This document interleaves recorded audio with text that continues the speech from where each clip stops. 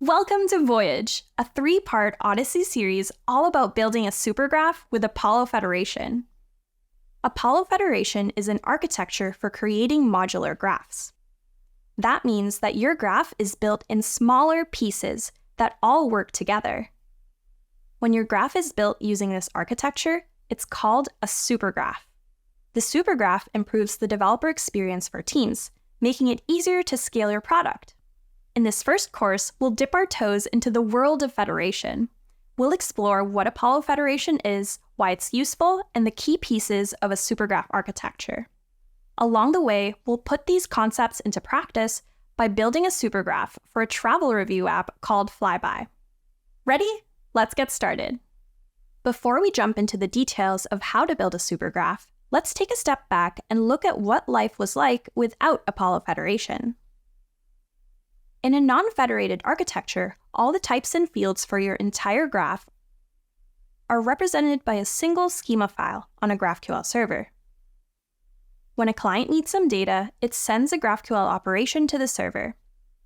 Then, the server uses its schema, resolvers, and data sources to resolve the requested fields, package all the data together, and send it back to the client. This works fine when you're just starting out, but what happens as your schema grows? As more types and fields get added to that one schema file, it becomes harder to manage. Backend teams may face more frequent merge conflicts and slower development time. But don't worry, that's what Apollo Federation and the supergraph are here to fix. Let's take a closer look at the structure of a supergraph. A supergraph has 2 key pieces, one or more subgraphs, and a router. In a supergraph, your schema is built in smaller parts.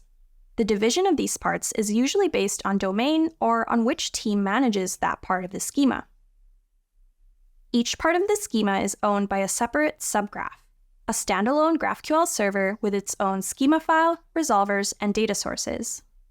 A supergraph architecture also includes the router, which sits between clients and the subgraphs. The router is responsible for accepting incoming operations from clients and splitting them into smaller operations that can each be resolved by a single subgraph. The router does this work with the help of the supergraph schema, which is composed of all the fields and types from each subgraph schema. The supergraph schema is a bit like a map, helping the router determine which subgraph can resolve each field in an operation. What's cool is that with a supergraph architecture, nothing changes from the client perspective. Clients still communicate with a single GraphQL endpoint, the router, and they don't need to know a thing about how the graph is built under the hood. The real benefits of the supergraph are on the backend, and they come from one of the core principles of Apollo Federation, the separation of concerns. If we build our graph like this, backend teams can work on their own subgraphs independently, without impacting developers working on other subgraphs. And since each subgraph is a separate server, teams have the flexibility to choose the language, infrastructure, and policies that work best for them. The best way to see all of this for ourselves is to jump in and get building. In the next lesson, we'll switch gears and get into our demo app for the course, our sweet travel review platform called Flyby.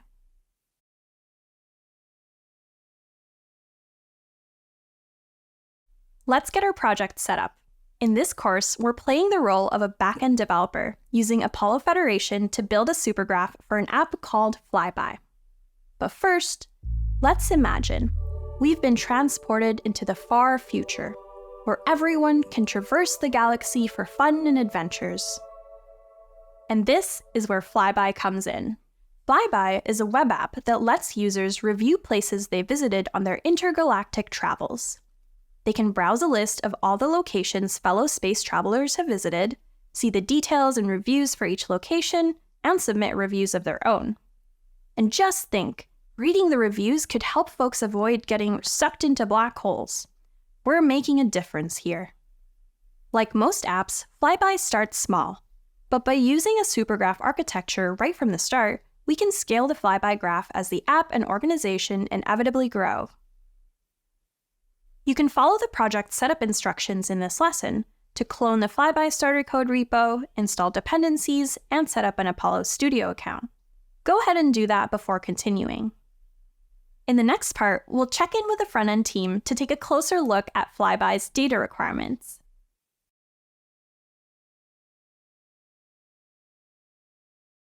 Our starter code is all set up, and we're ready to design Flyby's supergraph. We'll use a schema-first approach, where we'll collaborate with the front-end team and agree on Flyby's data requirements. With that schema agreement in place, our lovely front-end team can go off and do their thing on the client side, while we focus on building the supergraph. Let's get to the planning meeting with the front-end team. They've put together mockups for a few different pages, and everyone's excited to work together to make them a reality. Let's jump right into the data requirements. We've learned that Flyby's homepage should display a list of interplanetary locations. In addition to each location's name and photo, we'd also like to show its overall review rating and a snippet of its latest review. The team also wants to show a selection of the most recently submitted reviews across all locations to highlight recent positive experiences. More space travel is good for business. And our gears are already turning. Together, we write an example query for this page so that the front-end team has something to code against while we build out the backend. This query has two discrete parts, one for the latest reviews and one for the list of locations. We're already beginning to see how we might draw subgraph boundaries around our data. But let's continue with the other view our front-end team has planned. The next mockup is for the location details page, which shows information about the destination as well as all of its reviews. The location details page needs data for one particular location, as well as other details and reviews for the location.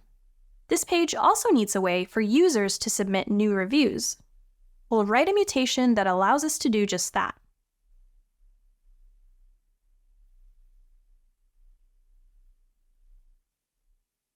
Putting together all the data requirements from both the homepage and the location details page, we can draw up the schema we've agreed on with the front-end team. We'll use this as a checklist throughout the course to track our progress as we build out the supergraph. Now it's time to say goodbye to the front-end team and get to work on the back-end. We can see that the types and fields focus on two main objects, locations and reviews. We'll separate each of these concerns into its own subgraph, which can be built and maintained by its own team. So let's say hello to our two subgraph teams. Hi, I'm on the locations team. Over here, we deal with all of the data for the space locations we have to offer. The location subgraph will handle the query entry points for location and locations, and it will supply details for a specific location's ID, name, photo, and description. Hey there, I'm on the reviews team. We're in charge of data for what explorers share about their visits. The reviews subgraph will provide the latest reviews, handle new review submissions, and supply data about a specific review. Wait, what about these two other fields? Reviews for location and overall rating are fields on the location type, but do they really belong in the location subgraph? Well, we can do whatever we want here. But in our case, if we think about our different subgraphs and their separation of concerns, it makes more sense for overall rating and reviews for location to live in the reviews subgraph. After all, these fields have more to do with reviews than they do with locations, even though they happen to be fields on the location type. But the separation raises the question, how do we connect the fields of a single object when they're resolved by multiple subgraphs? This is an important question that's at the very heart of Apollo Federation, and it's what we'll spend the rest of this course trying to answer. With our schema agreement in place and our subgraphs mapped out, we're ready to start building Flyby's supergraph. So next, let's set up the locations and reviews subgraphs.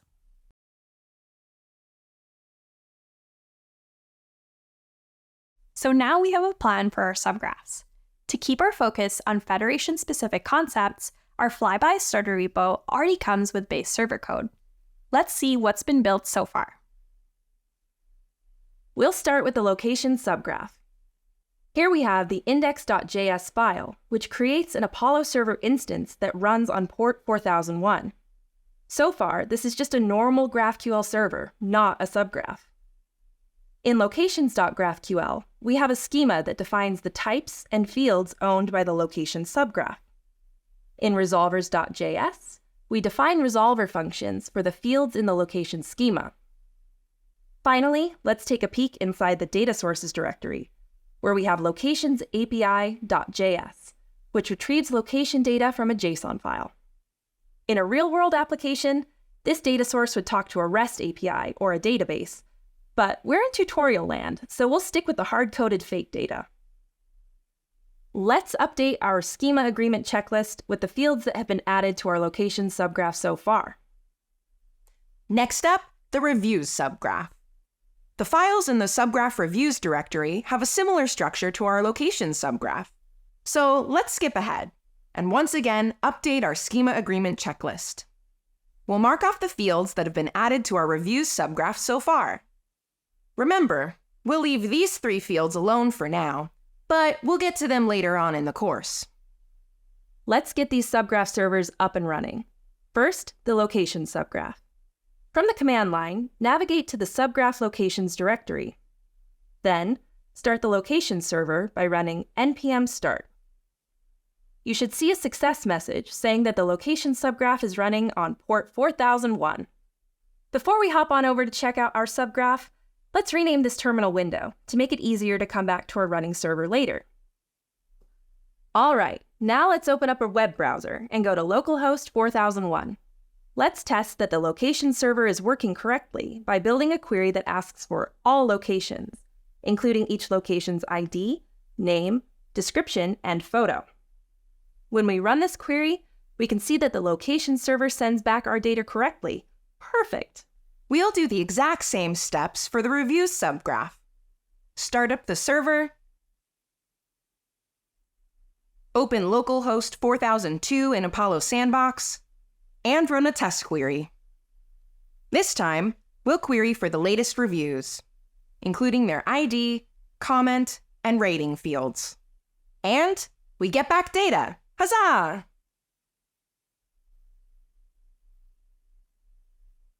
So far, our locations and reviews servers are just regular old GraphQL servers. But we're about to convert them into official subgraph servers. Yay! This requires 2 steps. First, adding a Federation2 definition to our subgraph schema files.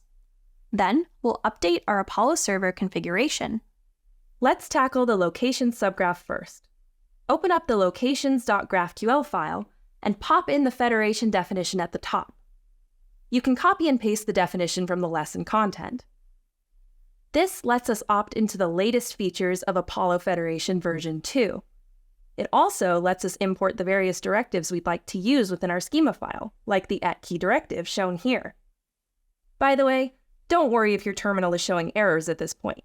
Those will go away after we finish up the next step.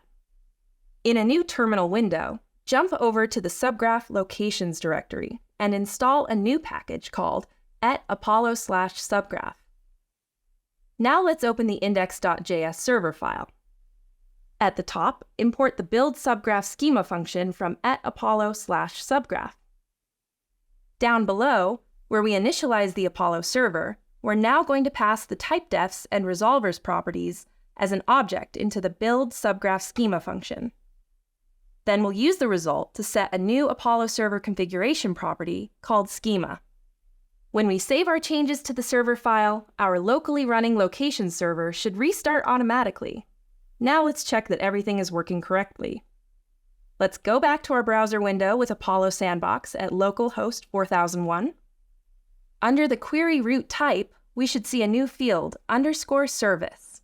This is one of the Federation-specific fields that build subgraph schema adds to the subgraph. The router uses this field to access the SDL string for your subgraph schema. We won't use this field directly, but seeing it appear in the Explorer tells us that our subgraph is running correctly. Now that we've set up the location subgraph, it's time to repeat the process for the reviews subgraph. Just follow the same flow as before. You got this. We've got our subgraphs up and running, but that's only the first piece of our supergraph architecture. We need to take a closer look at how we can use managed federation to pull all the pieces of our supergraph together.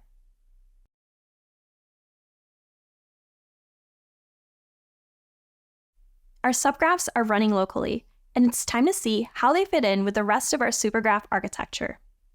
Let's take a step back and take a look at the overall process for how a supergraph gets made, from start to finish, using managed federation.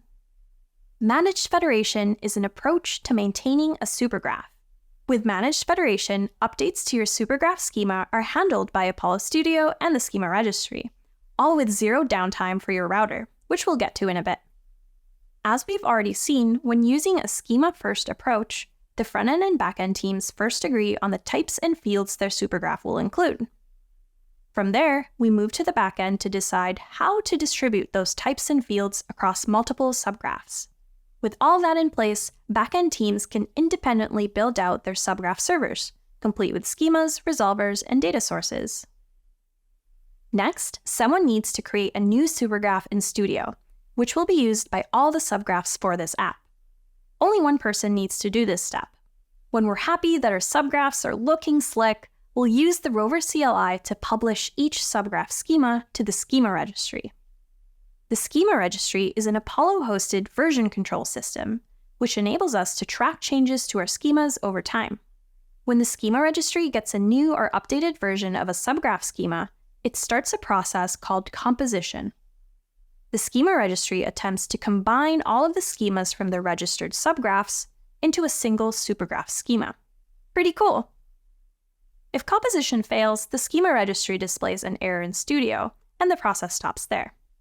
No stress, we can use the error messages to fix the issue in our subgraph, and then try publishing the subgraph with Rover again. If composition succeeds and there are no errors, the schema registry produces a supergraph schema. The schema registry automatically sends the supergraph schema to an internal service within Studio called Apollo Uplink. Uplink is a server that stores the latest supergraph schema for each graph.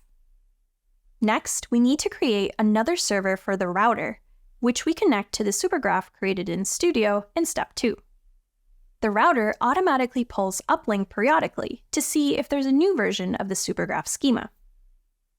Most of the time, the router sees that the supergraph schema stored in Uplink is the same version as the one it's already using.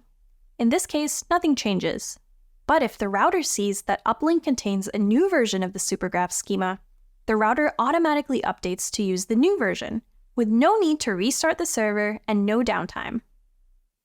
Now, any clients that communicate with the router will be able to reference and query the updated schema. But let's come back to that. Awesome, we've learned how the subgraphs we've built are gonna fit into our federated architecture. We're ready to get back to Flyby and apply what we've learned.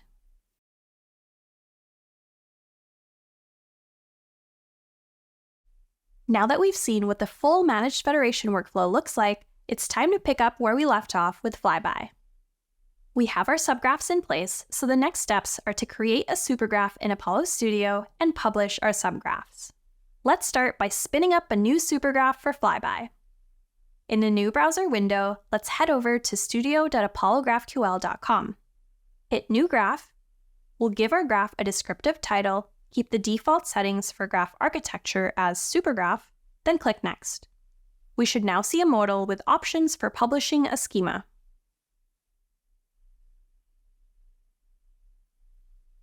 To publish our subgraphs, we need 2 environment variables from Apollo Studio. The first environment variable is called Apollo_key. It's an API key for authenticating Rover. It starts with something like service: your graph name. The second environment variable is called Apollo_graph_ref. This is the graph reference for our supergraph, which we'll use to tell Rover where to publish our subgraphs. A graph ref starts with the graph's ID, followed by an @ symbol and the graph variant. We can get the values for Apollo key and Apollo graph ref out of the publishing options modal in Studio. First, make sure that the supergraph pipeline track dropdown is set to Federation to Supergraph. This specifies that our supergraph should be built using the latest features of Apollo Federation. Below, take a little peek at the command for publishing a subgraph schema. We'll be running this command shortly, but for now, we're more interested in the Apollo key environment variable here. The eye icon in the code block reveals the full value of Apollo key. We'll copy this line into our clipboard. Back in our code editor, we'll create a new file in the router directory called .env and paste the Apollo key into the new file. Now, let's go back to Studio to get our graph ref. The value we're looking for appears in the same code block, directly after the Rover subgraph publish part of the command. We'll copy this value, and back in our .env file, add a new line for Apollo graph ref and paste the value. For security, make sure you never commit your environment variables. Flyby includes a git ignore file that tells Git to ignore your .env file when committing code changes to your repository. We've got the values we need to publish our subgraphs, but we'll also need to set up the Rover CLI. If you haven't installed Rover yet, open a new terminal window and run the install command. You can verify that the installation completed successfully by running the Rover command in the terminal. If it outputs a list of options and subcommands, the Rover CLI is ready to go. Let's authenticate with Rover so that Studio knows we have permission to publish schemas to our supergraph. In the terminal, run the command rover config auth. You'll be prompted to enter the value of Apollo key, which you can find in your .env file. Paste it into the terminal and press return. The terminal won't show your actual API key value when you paste it, but if everything works correctly, you should see a message in the terminal output that says successfully saved API key.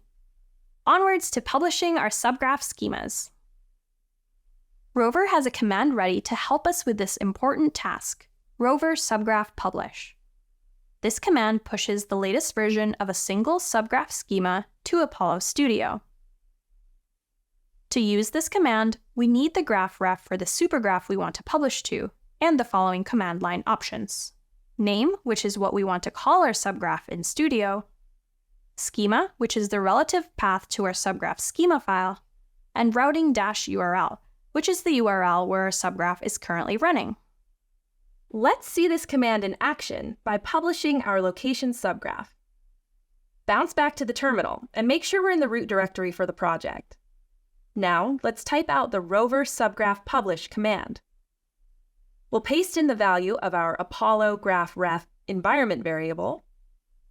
For the name option, we'll pass in locations. For the schema option, we'll pass the relative path to our locations.graphql file. And for the routing-URL option, we'll pass in localhost 4001. If all is well in the world, running this command should output a message confirming that the subgraph has been published and that supergraph has been updated. Let's go back to Studio and have a look at See Schema Changes to see what's changed in our supergraph. This new page looks similar to the sandbox we used in previous lessons, but with additional features for managing our supergraph. Let's click on the Schema tab in the sidebar.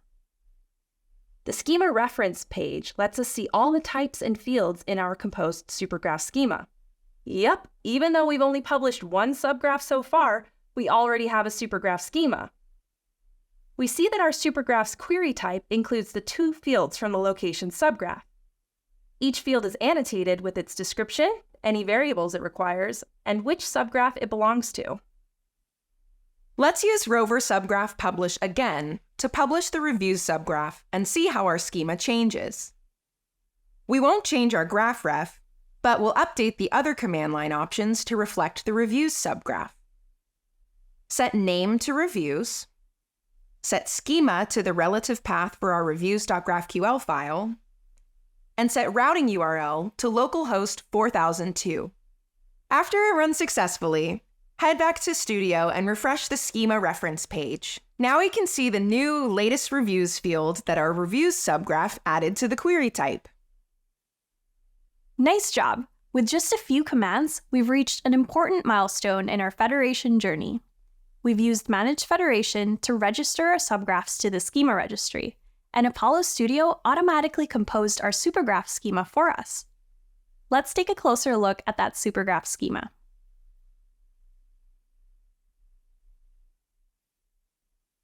Click on the SDL tab at the top of the schema page. Here, we can see details about our published subgraphs along with two additional schemas. The API schema is the GraphQL API that gets exposed to your clients. It cleanly and logically represents the combination of your subgraph schemas. The supergraph schema is used by the router like a map to define how incoming GraphQL operations can be divided up among the underlying subgraphs. Let's investigate the supergraph schema to get an idea of what Studio is doing for us behind the scenes. Looks like the supergraph schema includes some new syntax and directives that we didn't create ourselves. We don't need to dive into these. But what's more interesting to us is seeing how the supergraph schema identifies the types and fields that belong to each one of our subgraphs. Scroll down and take a look at the query type. Here, the fields we added to the query type in both subgraphs have been consolidated in one place. Each field is annotated with a special @join_field directive that references the name of its originating subgraph. Our supergraph schema provides a complete picture for the router to query for information about locations, reviews, or any combination of the two. And as we learned in the previous lesson, Studio will automatically recompose the supergraph schema anytime we push a change to either one of our subgraphs. Our next task is to look at how the router uses the supergraph schema to resolve incoming GraphQL operations and bundle data from multiple subgraphs into one clean response.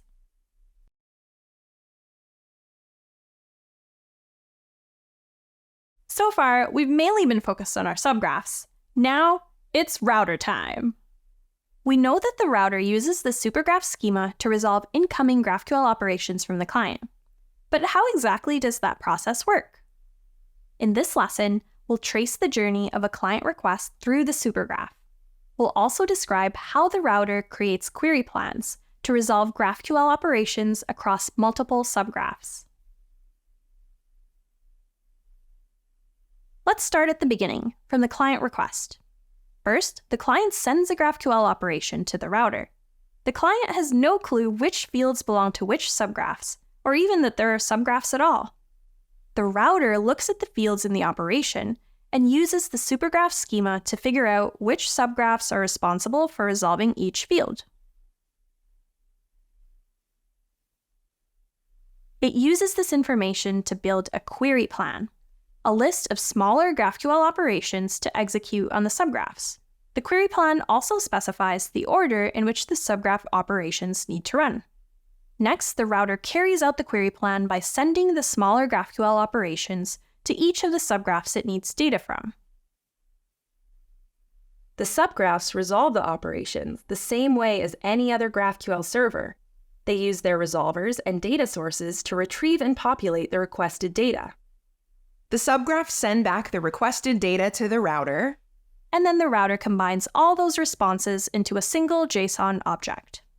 Finally, the router sends the JSON object back to the client, and that's the end of our operations journey.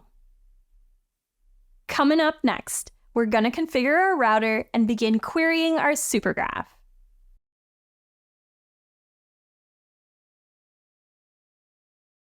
So far, flyby subgraphs are running and their schemas have been published, but we still need one thing to tie everything together: the router. In this lesson, we'll set up the Apollo router, connect it to Studio, and send our first query to the supergraph. The Apollo router is a high-performance graph router built in Rust. It's available as an executable binary that you can add to your project in a few steps. Open a terminal window and navigate to the router directory in the flyby project. We'll download the router by running the install command in the terminal. Now, when we check the contents of our router directory, we'll see that we have a new file also called router. Back in the terminal window, type in the environment variables for your Apollo key and Apollo GraphRef, then type /router. This starts up the router locally and tells the router which supergraph to connect to. We'll see a few lines of router output and finally a message that our router is running on port 4000, ready to receive queries. Let's copy this address. We'll need it to set our connection settings in Studio. This tells outside consumers of our API what endpoint they can use to query our schema. Let's flip back over to Studio and click on the README tab in the sidebar. Next, tap the Connection Settings link at the top of the page. We'll paste the router address we copied as the endpoint, then save. Let's get to querying our supergraph. Select the Explorer tab from the sidebar. Let's put together a query that retrieves data from both of our subgraphs. We'll call our query Get Locations and Latest Reviews. Now let's fire in some fields. We'll start with locations, click plus next to fields to add all the location fields to our query. Next, let's go back and add latest reviews and all the reviews subfields. Before we run the query, let's change the response dropdown on the right to Query Plan Preview. This shows us a diagram, the query plan the router will use to resolve our current operation. By choosing the icon to Show Plan as Text, we'll see a more detailed breakdown of the query plan. We won't worry about all the syntax here, but we can get a general idea of how the router plans to handle this query. The location subgraph will resolve the locations fields, and the reviews subgraph will handle latest reviews and its subfields. Now let's run this query. Fantastic! We can see that the data object in our response contains both locations and reviews. This is huge! We've just unlocked one of the powers of our supergraph. We can write one query to our router and hit both subgraphs at once. Congratulations, we now have a working supergraph. Our front-end team can get back all the data they need from a single GraphQL operation. And we've improved the developer experience by modularizing the backend. But there's still one problem we need to solve. I'm so sorry. Remember those 3 fields we still haven't added to our schema? You remember. Even though our router can query each subgraph separately, we can't associate data between the 2 subgraphs yet. Well, next up, we'll learn about the feature that will make coordination between our subgraphs possible: entities.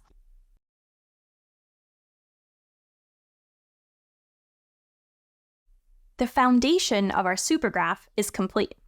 We've separated flyby's schema into location data and review data, and we've implemented subgraphs that only define the types they're concerned with.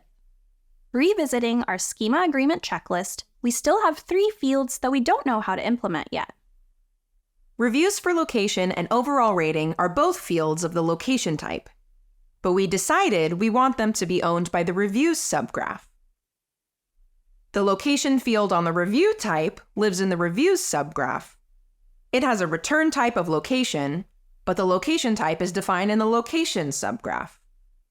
To implement these fields, we need to add a new tool to our developer toolbelt: entities. But what the heck is an entity? What's it used for, and how do we define one? And how does the router represent entities when it talks between subgraphs? Let's get into it. An entity is an object type with fields split between multiple subgraphs. This means we can define a type that both of our subgraphs can contribute fields to and resolve independently. In Flyby, we want our reviews to include the location that they're written about. Our location type needs to be used by both subgraphs, so we'll be turning the location type into an entity.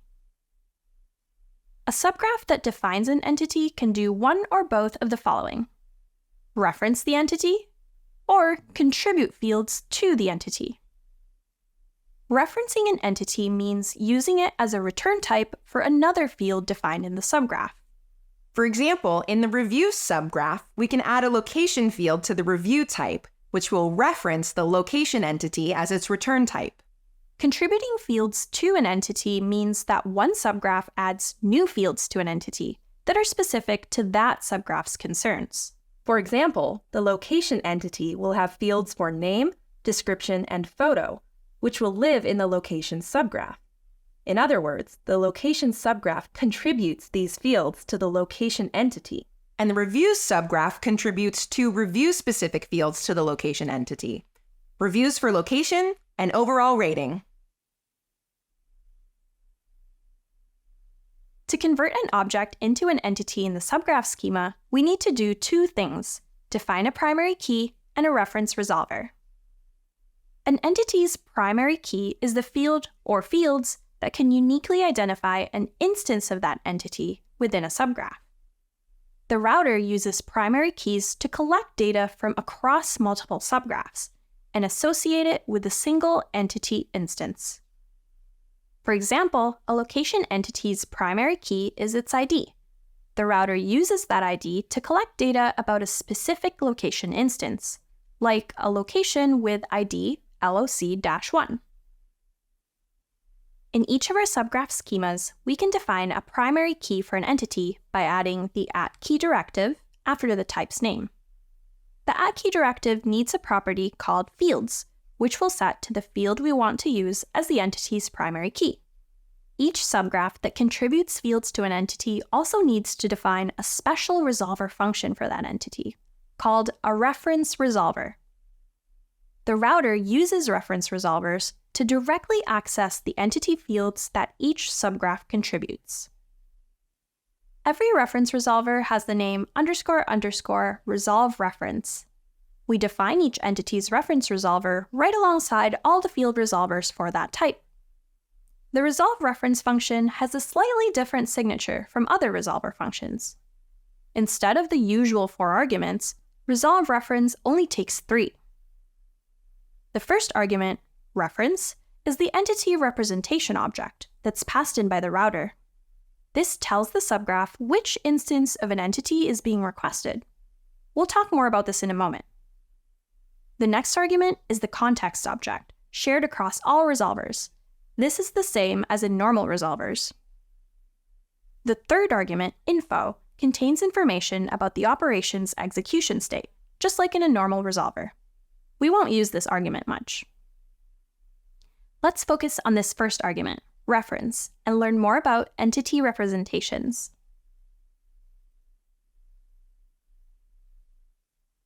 An entity representation is an object that the router uses to represent a specific instance of an entity. A representation always includes the type name for that entity and the @key field for the specific instance. The __ type name field exists on all GraphQL types automatically. It always returns the name of its containing type as a string. For example, location.__ type name returns location. The @key field is the key value pair that a subgraph can use to identify the instance of an entity. For example, if we define the location entity using the ID field as a primary key, then our entity representation would include an ID property with a value like loc-2. You can think of an entity representation as a passport that the router uses to refer to a particular object between subgraphs. The type name field is like a passport's country of origin. It says which entity the object belongs to. And the @key field is like a passport's ID number, uniquely identifying this instance of that entity. Whew, we've covered a lot about entities. In the next lesson, we'll jump back into the code for our subgraphs and define our first entity. More entities!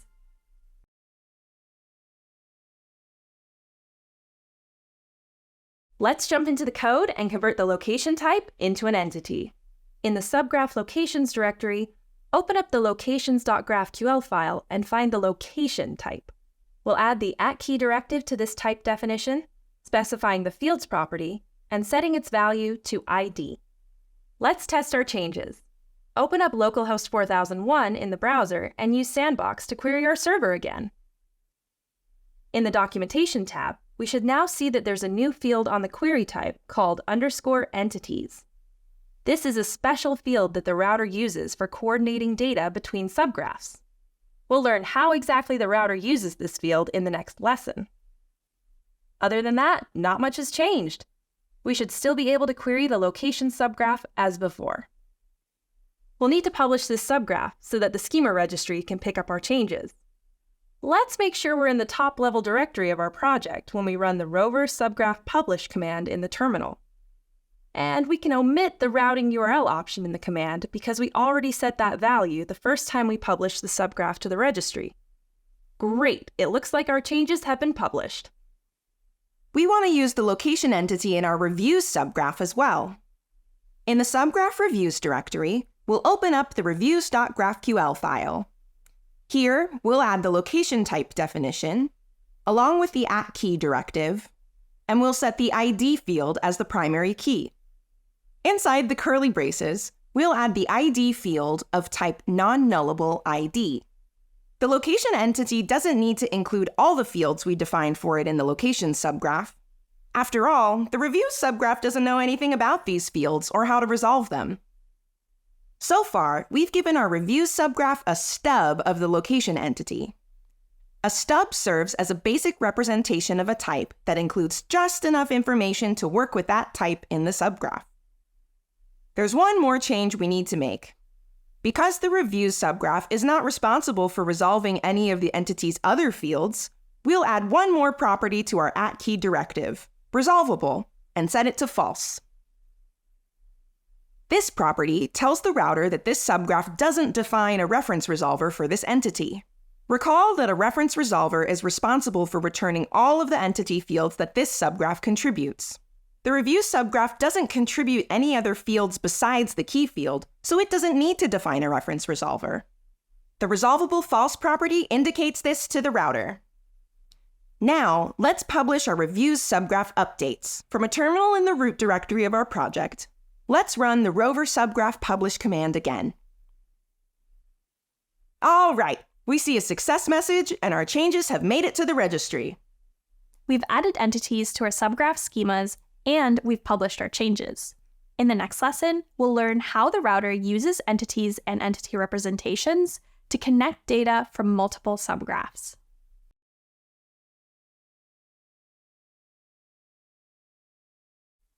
We've set up our entity definitions. Now, let's take a look at an example query to understand how the router uses entities in the query plan to connect data from multiple subgraphs. Let's say the client makes a request for our app's latest reviews. In their query, they'll request the ID, comment, and rating for each review, along with the name of each review's location. Now it's the router's turn. Like we saw earlier, the router begins by building a query plan that indicates which requests to send to which subgraphs. The router starts with the incoming query's top-level field, latest reviews. With the help of the supergraph schema, the router sees that latest reviews is defined in the reviews subgraph. So the router starts the query plan with a request to the reviews subgraph. The router continues like this for a while, checking each field in the query against the supergraph schema and adding it to the query plan. The fields for ID, comment, rating, and location all belong to the reviews subgraph. But when the router reaches the name field for a particular location, it sees from the supergraph schema that a location's name can only be resolved by the location subgraph. That means the router is going to have to connect data between subgraphs. To do this, the router needs some more information from the review subgraph, the entity representation for each review's corresponding location object. Remember that entity representations are what the router uses to track a specific object between subgraphs. To make an entity representation for a location object, the router needs the location's type name and its primary key, which in this case is the ID field. The router can get both these fields from the review subgraph. From there, the router adds another operation to its query plan to request the location's name from the location subgraph. With that, all the fields in the query have been accounted for in the query plan. It's time to move on to the next step, executing the plan. The router begins by requesting data from the reviews subgraph. The reviews subgraph resolves all the requested fields as it normally would, including the entity representations for all the requested location objects. This subgraph doesn't know that the router plans to do anything special with the location's ID or type name. It just sends back the data to the router like it was asked. With that, the router's taken care of the first part of the query plan. The next step is to retrieve the name field from the location subgraph. Remember the entities field that showed up in our subgraph after we first defined an entity? This is where it comes back into the story. The router builds a request using the entities field. This field takes in an argument called representations, which takes in, well, a list of entity representations. This is where the entity representations that the router received from the review subgraph will go. In the same request, the router adds the rest of the fields left in the query plan, in this case, the location's name. The router sends this request to the location subgraph. To resolve the entities field, the location subgraph uses its reference resolver. Remember, this is a special resolver function used to return all the entity fields that this subgraph contributes. The location subgraph looks at the type name value of each reference object to determine which entity's reference resolver to use. In this case, because type name is location, the location subgraph knows to use the location entity's reference resolver. The location reference resolver runs once for each entity representation in the query. Each time, it uses the entity representation's primary key to return the corresponding location object. After the location subgraph finishes resolving the request, it sends the data back to the router. That's it for the executing phase.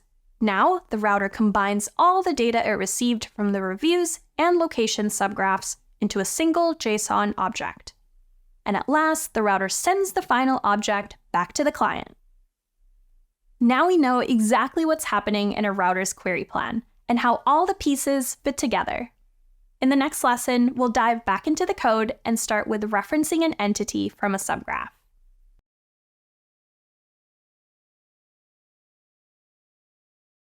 Let's get back to our problem of how to connect data between subgraphs. It's time to take care of one of the missing pieces of our schema, the location field on the review type. Let's jump into our reviews.graphql schema file. Under the review type, we'll add a new field called location, which should return a location type. We can test our changes and open sandbox for the reviews subgraph at localhost 4002. We should see the new location field show up under latest reviews. Let's try running a query to test out our new field. We'll query for latest reviews and include the ID, comment, and rating fields. Next, we'll include the new location field and its ID. Let's also give the operation a descriptive name, get latest reviews and locations. When we submit the query, we can see that we get back null for the value of each location. This is because we haven't defined what the reviews subgraph should return when this field is queried. We first need to define a corresponding resolver function. In the subgraph reviews directory, let's open up the resolvers.js file. In the resolvers object, we'll add a new key for the review type and an empty resolver function for the location field. Name the first parameter of the resolver function review, which is the parent object of the field. For the body of the resolver, we need to return an entity representation with the location's ID. So, how do we retrieve the ID of a location for a particular review? To answer this question, we'll take a quick detour to look at what reviews data we get back from our data source. Jump over to the reviews_data.json file in the data sources directory. Here, we can see that for each review object, we're storing the location ID that each review belongs to. This location ID property specifies exactly the data we're looking for, a location's ID. Back to the resolver. Let's destructure the review object and pull out location ID. Then we'll return a new object that reassigns location ID to ID. This will match it to the name of the location entity's @key field. Fantastic! Now let's check that everything's playing together nicely. Go back to Sandbox for the reviews subgraph at localhost 4002. Let's try out that query again. This time, we get back each location's ID. And now our reviews subgraph can resolve a location's ID field, which is exactly what the router will need to associate data across subgraphs. To resolve the rest of the location fields, we still have one thing left to add to our schema: the location entity's reference resolver in the location subgraph. Moving over to the subgraph locations directory, open up the resolvers.js file.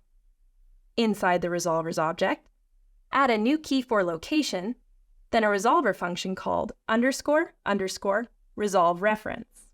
Next, let's set up this function's arguments. Destructure the first argument, which is the entity representation object, and pull out the ID field from it. Similarly, destructure the second argument, context, to access the data source's property. The body of the reference resolver function needs to return all the entity fields that this subgraph defines. To do this, we'll use the locations API data source and its getLocation method. It returns a location object for a given ID. And with that, our graph is now fully set up to handle referencing entities. Okay, we should be ready to query our supergraph in Apollo Studio and watch the magic of the router associating data between our subgraphs. Let's get to building the getLatestReviews query we agreed upon earlier with the front-end team. We'll add our fields. Wait a minute, where did our location field go? Wasn't this working great locally on Sandbox? What happened? Well, we forgot to publish our schema changes to the registry. Whoops! Let's hop over to a terminal in the root of the project and run Rover subgraph publish, passing in the variables for the reviews subgraph. Now we should be ready to query our supergraph in Apollo Studio and watch that magic we just talked about, the magic of the router associating data between our subgraphs. And we can see all of our data is coming back from both the locations and reviews subgraphs. Let's update our schema agreement checklist and check off the location field we just added to the review type. Awesome work! Our subgraphs aren't so isolated anymore.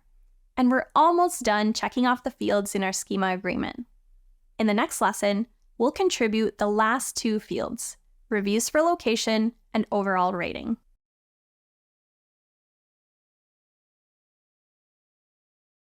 So, we just saw how subgraphs can reference an entity as a field's return type. Now, let's take a look at how subgraphs can contribute fields to an entity. Remembering our flyby UI, we know it needs to fetch each location's overall rating, along with a list of its reviews for location.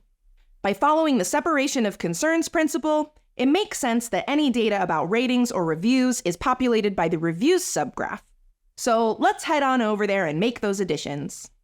We'll return to the subgraph reviews directory, open up the reviews.graphql file, and find the location entity definition. We previously defined this as a stub of the location type. By default, a subgraph should only contribute fields that aren't defined by other subgraphs, with the exception of the primary key field. This means that because the location subgraph defines name, description, and photo as fields for the location type, we won't and shouldn't define those fields here in the reviews subgraph. Because we now want the reviews subgraph to contribute new fields to the location definition, the first thing we need to do is remove the resolvable false property from the @key directive. This will enable our reviews subgraph to define and resolve its own location fields. Now we're ready to add the two new fields. First, we'll define the overall rating field, which returns a float. Next, let's add the reviews for location field, which returns a non-null list of review objects. We'll also add descriptions to these fields so we can quickly see what they represent. Each of these fields needs a resolver function to return data, so let's take care of that next. Open the resolvers.js file. We'll add a location entry to the resolvers map and two empty resolver functions for the overall rating and reviews for location fields. We'll start with the overall rating resolver. First, we'll destructure the parent argument, a location object, to get the ID field. We'll also destructure the context argument to pull out our data sources. Inside the function, we'll return the results of calling our data sources object, its reviews API, and its getOverallRating for location method, and pass in the ID of the location that we're querying. Next, we'll set up the resolver function for the reviews for location field and follow the same structure as before. This time, we'll use the getReviewsForLocation method of the reviews API to fetch all reviews for a location based on its ID. Wonderful! Our resolvers receive a location's ID and can return the right data for that location. Earlier, we learned that each subgraph that contributes fields to an entity needs to define a reference resolver for that entity. We already defined the reference resolver in the location subgraph, but the reviews subgraph also needs some way of knowing which particular location object it's resolving fields for. Here's the good news. Because we're using Apollo Server, defining the reference resolver explicitly in the reviews subgraph is not a requirement. Apollo Server defines a default reference resolver for any entities we don't define one for. Check out the course content to see how this works behind the scenes. So, are we ready to put our supergraph to the test? Not so fast. Remember, we made schema changes. These changes need to be published to the registry, or else we'll run into the same problem we faced in the last lesson. We'll run the Rover subgraph publish command, passing it the values for our reviews subgraph. With a successful publish, let's return to Studio and refresh the Explorer. We can see that our list of subfields now includes overall rating and reviews for location. Let's include these fields in a new query to our router. We'll use the query the client needs for the location details page. Look at this sweet, sweet data. The client is going to be thrilled that they're getting information about a location from both subgraphs without having to do any work to put it all together themselves. Even better, we didn't have to restart our router. This is thanks to our router's connection to Apollo Uplink. Our newly published subgraph triggered Apollo Studio to compose a new supergraph schema. Our router then pulled the uplink and fetched that schema. Best of all, the router started to use it immediately, enabling us to query the new fields right away. With that, we can finally check off the last two fields of our schema agreement. Congratulations, you've finished implementing all the fields in the flyby graph. In the next and final lesson, we'll put together the backend and frontend and see flyby working in a browser.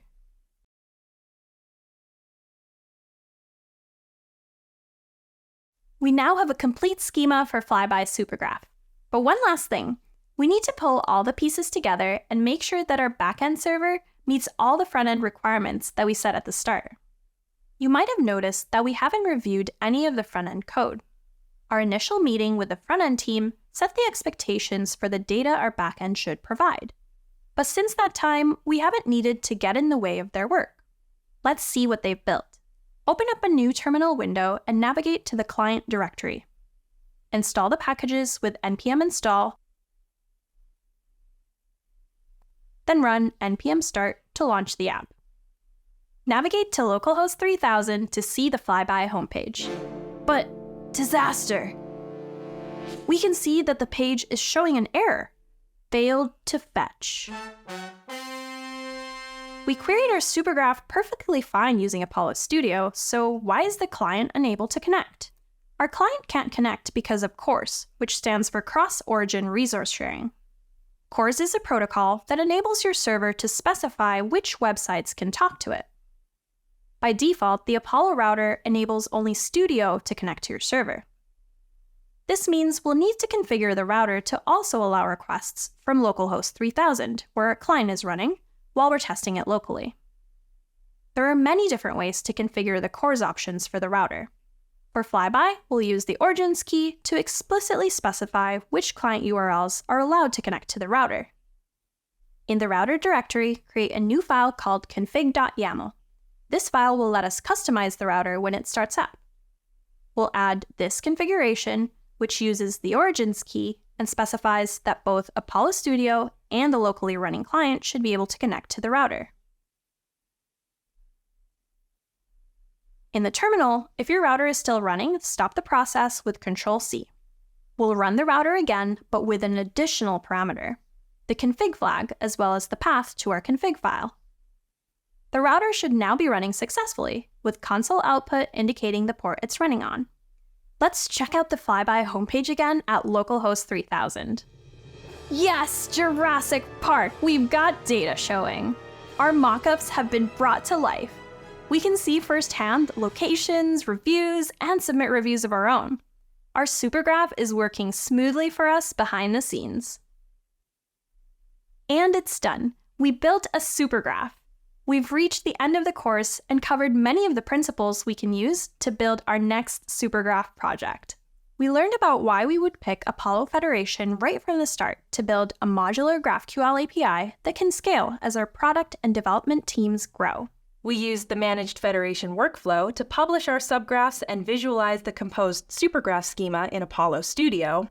Finally, we took a deep dive into how to create entities to reference and contribute new fields to types across subgraphs. And along the way, we brought all this together to create a supergraph that powers the flyby experience. Thanks for joining us on our first voyage into Apollo Federation and the supergraph. We look forward to seeing you in the next course.